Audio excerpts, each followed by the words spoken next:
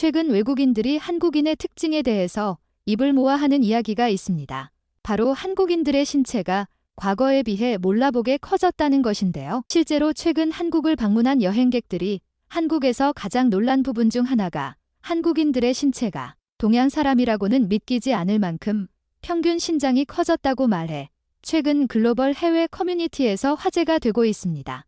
오늘 소개해드릴 사연의 주인공 또한 한국 학교에서 만난 한국 학생들을 보고 문화 충격을 받았다고 주장해 많은 외국인 네티즌들 사이에서 화제가 되고 있는데요. 도대체 무슨 일이 있었던 것인지 지금 바로 글의 내용을 살펴보도록 하겠습니다. 안녕하세요. 제 이름은 희나입니다. 저는 19살이며 작년에 고등학교를 졸업한 일본인입니다. 하지만 제가 고등학교를 졸업한 학교는 다름이 아닌 바로 한국이었는데요. 저는 아버지가 일본인이고 어머니가 한국인이기에 국적은 일본 사람이지만 한국어를 할 줄 알았고 부모님의 직장이 재작년부터 한국에서 다니시게 되어 1년 정도 일본에 있는 할머니 댁에서 보내다가 저는 1년을 남겨두고 한국 학교를 가게 되었는데요.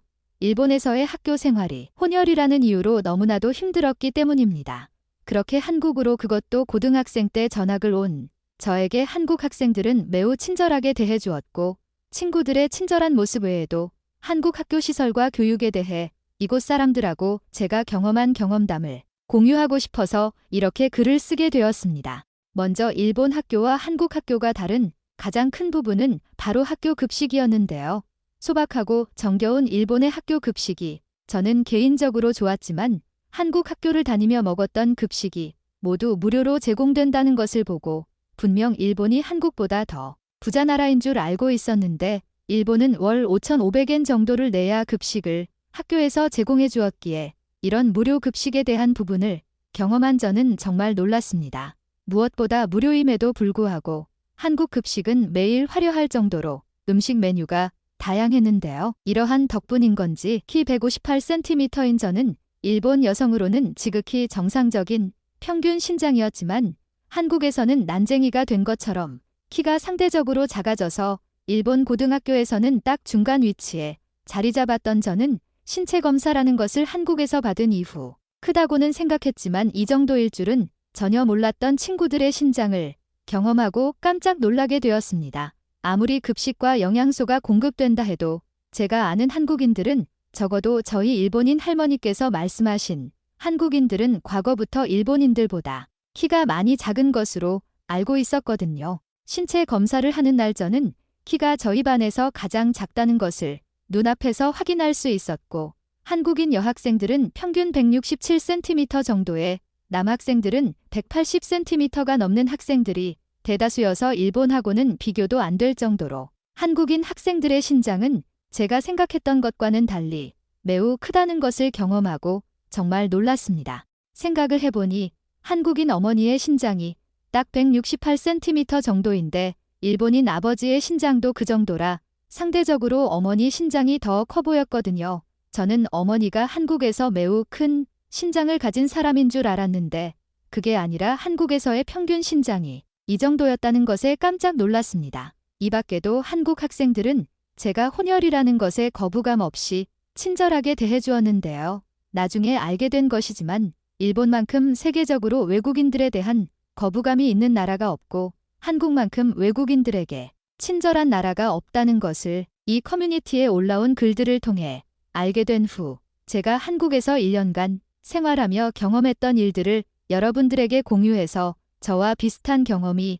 있는 사람들이 있다면 사연을 공유하고자 이렇게 글을 쓰게 되었습니다. 한국 학교를 경험한 이나 씨의 사연. 여러분들은 어떻게 생각하시나요? 지금 바로 이런 내용에 달린 외국인 네티즌들의 반응을 살펴보도록 하겠습니다. 나도 글쓴이처럼 한국을 좋아하는 일본인이야. 나 또한 학교에서 어려움을 겪고 있어서 부모님에게 전학을 보내달라고 하고 있지만 소용없는 입장이지. 한국을 좋아하지만 한국어를 할 줄은 모르는데 글쓴이처럼 한국에서의 학교 생활을 꼭 한번 경험해보고 싶다. 한국을 가게 되면 가장 먼저 경험하게 되는 부분이 이곳 일본과는 차원이 다른 한국인들의 유전자를 볼 수 있다는 거야. 내가 알기로 우리 할아버지 때부터 일본인들이 한국인들보다 머리 하나가 더 컸다고 들었는데 최근 무료 급식 같은 영양소 공급이 넘쳐나다 보니까 한국인들이 더 커진 것 같네. 내 생각에 영양소도 분명 연관이 있겠지만 유전자 자체가 한국인들이 더 큰 거 아닐까? 과거 한국이 잘 못 먹었던 나라도 아니고 지금도 한국인들이 과거에 비해 많이 먹는 것 같지는 않아 보여. 그건 너가 한국 여행을 안 가봐서 그래. 당장 이곳 오사카 주변에 있는 한국 식당에만 가봐도 한국 친구들은 고기를 실컷 먹은 뒤 식사는 뭘로 할래? 라고 천진난만하게 물어볼 정도로 식성이 좋다. 나는 미국에서 살고 있고 여행을 좋아해서 한국은 물론 일본도 여행해본 경험이 있어. 한국을 갔을 때는 글쓴이 말처럼 키가 대부분 장신이어서 놀랐는데 내가 정말 부럽고 놀랐던 부분은 대다수의 한국인들이 키도 크지만 몸이 날씬했다는 거야. 이곳 미국은 3명 중 2명이 비만이라 현재 다이어트 열풍이 돌고 있거든. 물론 일본인들도 날씬했지만 키가 많이 작았던 기억이 난다. 독일 사람들이 세계적으로 평균 신장이 가장 큰 국가의 사람들이라는 것은 잘 알지만 독일에서는 평균이고 한국에서도 그리 크지 않다고 느낀 나는 키가 181cm 정도야. 근데 일본을 갔더니 다들 위로 쳐다볼 정도로 내 키가 큰 편에 속하다는 것을 느껴서 부담을 느낄 정도였지.